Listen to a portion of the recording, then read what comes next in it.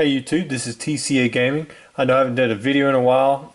It's pretty much because I haven't checked my PO box in about a week. Every time I went, it was just a bad time for the lines or whatever to get through stuff. But I'm going to show you some of the purchases that I've had over the past week or so. And I'm sure many of you saw my Instagram post. Yeah, I can't sell any new thing, or I can't list any new things or buy anything on there for like a week because of me. I was in communication about some of the deals that I do on places like this, or my eBay site, or my website, or YouTube.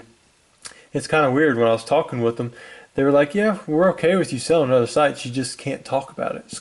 It's like a voodoo kind of thing. So it's the first time I've ever been restricted by eBay like this. It's kind of weird. It's like they're trying to do a little bit of a power move or something, but in the end, for the next week, I can't list anything new or buy anything. So, I mean, really, that just directs me to spend money other places and sell other places. So it doesn't make much sense to me. But anyways, it's hopefully in a week, I guess everything will go back to normal. I know some of the buy it nows, they've been hidden for some reason. They weren't for a little bit. They kind of go in and out. But I still have a lot of purchases I want to show you guys in this video. What you see in the background, these are actual boxes I've shown already. These aren't the ones in my personal collection, but they are ones that I've picked up.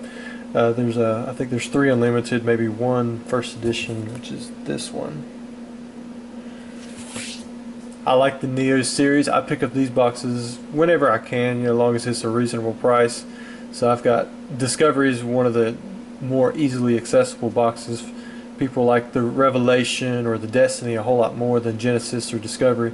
But then if you have to compare Genesis and Discovery, most people prefer Genesis since it's the first Neo. But anyways, we'll get on to the purchases, and then I'll do a little opening at the end as well, because one of the purchases I think kind of requires that. So I got a few small pickups for PSA. I'm going to start working on some PSA 10 sets that I've put off for a while now. So like there's a Pokeball, an Articuno, you got Dark Duke Trio.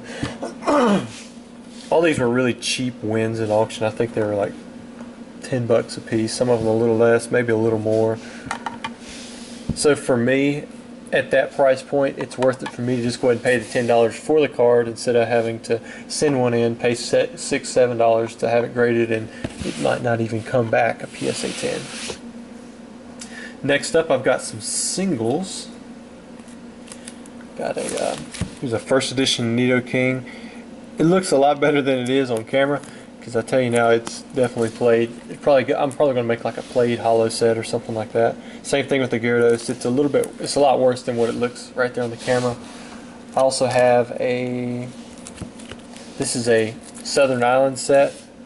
For the most part, it's a really nice set, but I wouldn't like grade this whole set near mint.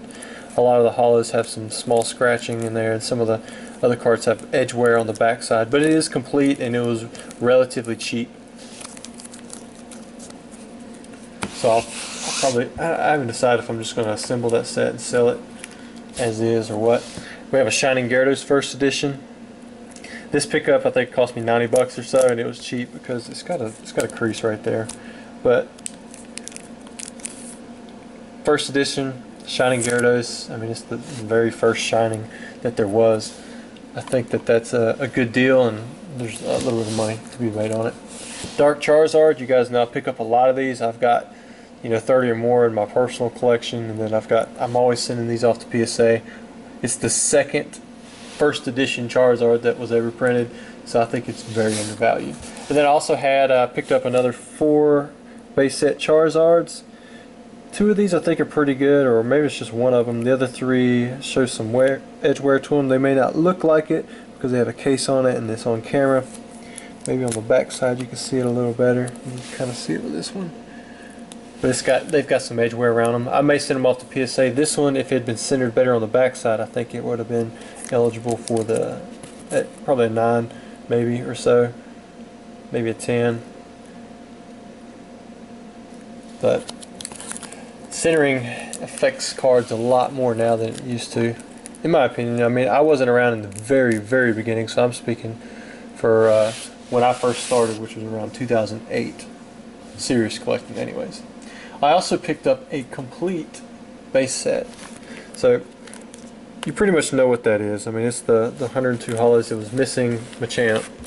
And this set was advertised as used, you know, like they've been played with, but I must say, like, I was really impressed with how clean these cards were. Like, just looking at the Charizard, I probably would have paid what I paid for the entire set just for the Charizard. Like, it is very nice. There's one little spot over here that if PSA picks it up, they'll definitely knock it down, but if they don't see it, like, I don't really see much damage other than that to the card. And it's possible it can pull a 10, but a lot of the other cards are that way too. I mean, let me pull out the Clefairy and just show you what I'm talking about. I know a lot of you make fun of me in that one, the video with the first edition box for saying Clefairy, but that's just the way I said it. I don't say Clefairy like they do in the show. Got a little nick up there on the top, but other than that, still a really nice clean card. I think a lot of this stuff was pulled straight out of the pack and just put in here, and maybe he said it was used just to protect himself a little more, but overall I'm very happy with that purchase. Also, I picked up a Gym Heroes pre-constructed theme deck display box. It was $400 I believe, and you know, that's pushing retail, but for me these are really hard to find. You don't see the Gym series as often, so I went ahead and picked that up. I also purchased a first edition sealed fossil booster box. Had nice corners to it. I think right now if you can get any first edition booster box sealed for $1,500 or less, that's a pretty good deal. I don't know how much more Pokemon is going to come down before it starts going back up again for the holiday season, but I imagine it's starting to get closer to the low end of what we're going to see for now. But then again, I mean, if it keeps coming down, you're going to have collectors like me, and I know of several others who are just going to dip into the market, and this will be the time to buy. And for a while, the big sellers may stay a little bit more broke. All right, and then last, I did buy an uncut sheet, but I'm not going to show that. It's just a fossil uncut sheet KB Toys. I sold one for $1,000, so I was like, you know, I'll buy one, and I bought it for $600. And it was already framed, so it kind of helped out in two different areas, made a little bit of money, and it was already framed. All right, so this right here is it was guaranteed to be a shadowless theme deck. I don't know if it is or not. For me, it's a little hard to tell, but he guaranteed that it was. So for me, the biggest worth that comes out of these is the shadowless Machamp inside, and really, unless you pull it out and grade it, you're not going to meet its full potential. So I'm going to open this on camera just to confirm that it is shadowless. If it's not, then at least we have it on camera and I can show it to them.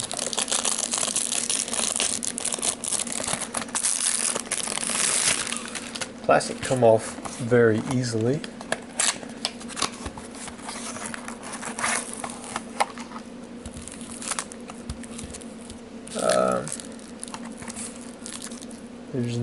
One is not shadowless. Two, the Machamp's not even in there.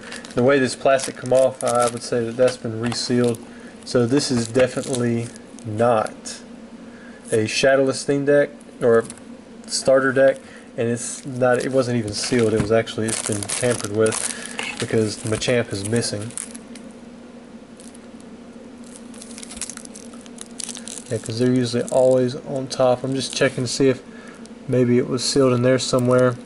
But before I go digging into this, I'm going to stop right there and I'm going to contact the seller, see what he has to say about it. If he wants me to dig into this, I can, but it looks like this may have been rewrapped somehow.